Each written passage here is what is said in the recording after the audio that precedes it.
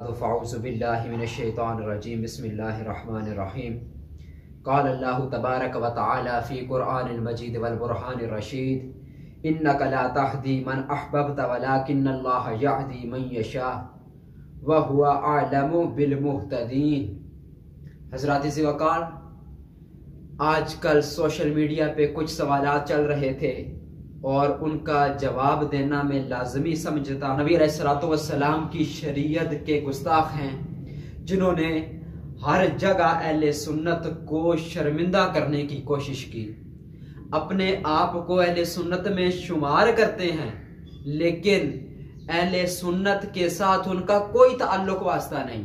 सबसे पहले एक हनीफ कुरैशी बदमज़हब पिंडी का लौंडा इतना गुस्ताख, इतना बेईमान है, कई दफा सैयदना अमीर मुआविया की गुस्ताखियां कर चुका। और दूसरा ये जी रियाज हुसैन शाह, मोटा भैंसा, अल्लाह रब्बुल इज्जत इसको निस्तो नाबूद फरमाए, ये एक किस्म का शैतान का भाई है।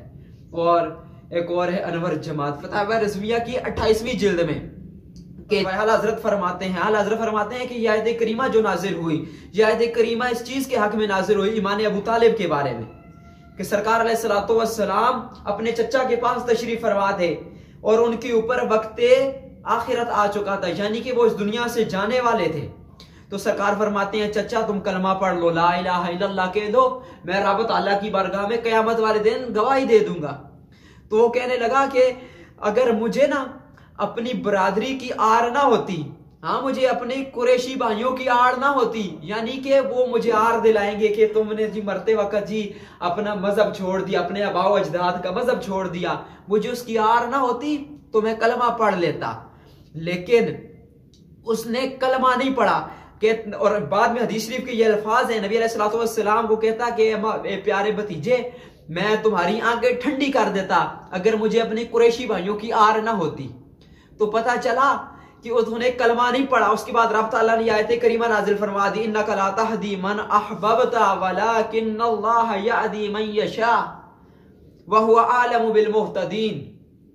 हाँ जी, नबी अलैहिस्सलातु वस्सलाम से रब ताला ने कह दिया, ए महबूब, ए नबी, तुम हदायत नहीं दे सकते।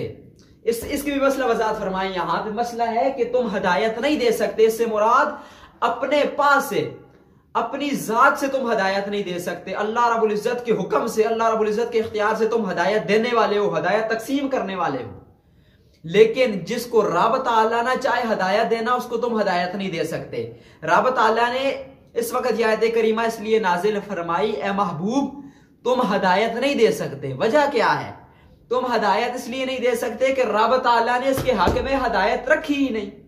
हाँ, तुम कहते हो जी तुम्हारे चचा कलमा पढ़ लें, लेकिन रब ताला ने इसके हक में हदायत ही नहीं रखी, ये कलमा नहीं पढ़ेगा।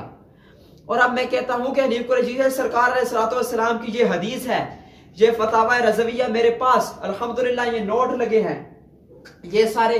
अब मैं सवाल करता हूं इन पिंडी के लोंडों से जो नबी अलैहिस्सलातु वस्सलाम के सहाबा पर एतराज कर रहे हैं, और बल्कि कि अहले सुन्नत का मुत्तफिका अकीदा जिसको ये छेड़ के अहले सुन्नत के अकाबिर को काफिर बना रहे हैं। इनके कौल के मुताबिक सरकार अलैहिस्सलातु वस्सलाम की ये हदीस मैंने जो पढ़ी, आप हजरत, ये मुस्लिम शरीफ में किताबुल ईमान में हदीस मौजूद है, किताबुल ईमान में मुस्लिम शरीफ में, और जामे तिर्मिजी में भी ये हदीस मौजूद है, सैयदना अबू हुरैरा से मरवी है। तो अब बताओ कि ये हजरत अबू हुरैरा से मरवी है, मुस्लिम शरीफ वाले का ये कौल करना, उन्होंने ये हदीस बयान की, क्या तुम्हारे कौल के मुताबिक वो भी काफिर हैं? वो तो ईमान अबू तालिब के कायल नहीं थे, उन्होंने ये हदीस बयान की, हजरत अबू हुरैरा ने ये हदीस बयान की, वो ईमान अबू तालिब के कायल नहीं थे, क्या वो काफिर हैं? और उसके बाद जी मेरे हनीफ कुरैशी से हैं कि अगर ईमान अबू तालिब के हवाले से सवाल है कि अगर अबू तालिब ईमान लाए थे, मुसलमान मरे, तो उनकी जो विरासत थी, उनकी विरासत मौला अली को क्यों नहीं मिली? बाकी दो भाइयों को मिली, मौला अली को क्यों नहीं मिली? मुसलमान की विरासत मुसलमान को मिलती है, काफिर की विरासत काफिरों को नहीं मिलती। तो यहां पे भी मोता इमाम मालिक वालों ने कहा है कि कहते हैं कि काफिर की विरासत मोमिन को नहीं मिलती। मौला अली पाक मोमिन थे, इसलिए अबू तालिब की विरासत मौला अली पाक को नहीं मिली, क्योंकि अबू तालिब इस्लाम नहीं लाए थे, हालत कुफर में दुनिया से गए, इसलिए उनकी विरासत मौला अली पाक को नहीं मिली। क्योंकि ये कानून है शरीयत का कि मोमिन की विरासत मोमिन को मिलती है, काफिर की विरासत काफिर को मिलती है। अबू तालिब मोमिन नहीं गए, उनकी विरासत मौला अली पाक को नहीं मिली, और मौला अली पाक को नहीं मिली। अगर मोमिन जाते तो मौला अली पाक को मिलती। यानी कि पता चला कि ईमान अबू तालिब पर तुम अपने पास से कॉल कर रहे हो, तुम तो खुद ईमान से खारिज हो जाओगे जिस वक्त इस तरह के एतराज करोगे।